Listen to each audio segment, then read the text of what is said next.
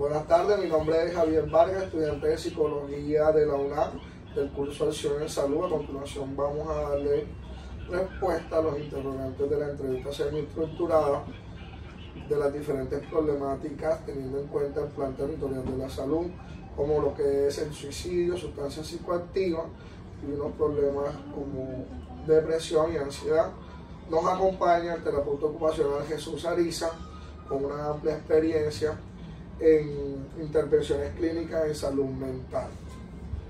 Iniciamos. Señor Jesús, ¿qué problemáticas en salud mental tienen mayor incidencia dentro de la ciudad de Cartagena de Indias?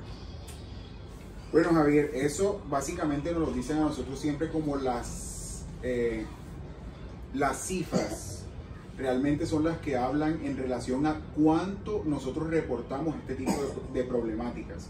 Pero en realidad lo más común en consulta está relacionado, uno, con depresión, ansiedad, ideas suicidas o incluso el manejo como tal de esa misma idea suicida o suicidio y el consumo de las sustancias psicoactivas. Parece que estas cuatro problemáticas no tuvieran como una relación entre sí, pero realmente las cuatro están directamente relacionadas. Esto no significa que una persona con depresión siempre va a tener una idea suicida o que una persona que presenta ideas suicidas está diagnosticada con depresión, pero realmente todas están relacionadas con el manejo de la parte emocional del ser humano y de cómo eso hace que nuestro comportamiento se vea modificado tanto socialmente como personalmente. Okay.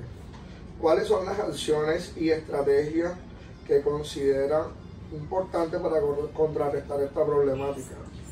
Bueno, como les estaba diciendo antes, esto no solamente se trata de un problema personal, sino que también podemos hablar de salud pública. Por lo tanto, los entes gubernamentales deben tomar como una iniciativa en relación a cómo podemos prevenir cada uno de estos diagnósticos que son, digamos, los más comunes.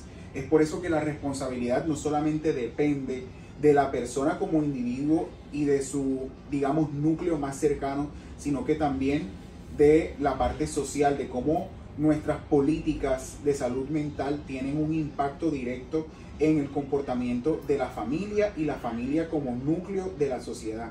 Entonces, pues también podemos hablar de estrategias relacionadas con la educación como una manera de identificarnos a nosotros mismos como personas que podemos experimentar a lo largo de nuestro ciclo vital diferentes tipos de emociones, y que esto también está bien porque muchas veces, sobre todo en la costa caribe colombiana, hablamos a los niños como si tú eres niño no puedes llorar, si tú eres niña sí tienes derecho a llorar, y es desde esa misma identificación de las emociones y de validar ese mismo aspecto, cómo va madurando y cómo cuando llegamos a la adultez se puede convertir también en una problemática de estas que hoy en día vemos con tanta frecuencia en la ciudad de Cartagena. Okay.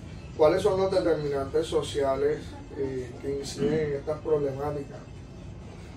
Bueno, yo creo que uno de los determinantes más importantes son las oportunidades, y las oportunidades se traducen en salud y en educación para mí. Si tú no tienes el acceso a la información de primera mano de profesionales que puedan darte, digamos, una información veraz y con una validez importante para ti, tú no vas a tener las suficientes herramientas para responder a estas situaciones. Y cuando hablamos, por ejemplo, de depresión, de consumo de sustancias y de ansiedad, esto no solamente se trata de que hay una situación que detona el diagnóstico, sino que realmente es como cuando tú tienes un vaso con agua y ese vaso con agua se va llenando de gotas. Esas gotas pueden ser como situaciones aisladas que al llenarse, digamos que empiezan a tener como una especie de crisis. O sea que las personas, cuando ya llenan ese vasito con diferentes situaciones aisladas que pueden estar relacionadas con familia, con trabajo, con cómo me siento yo, con cómo es mi autoestima, e incluso qué impacto puedo tener yo como ser humano ante la sociedad, pueden determinar mi comportamiento en general. Entonces yo creo que eso hace parte como de las oportunidades de salud, o sea, poder nosotros determinar en qué momento yo necesito el apoyo de un psicólogo y puedo acudir a mi EPS.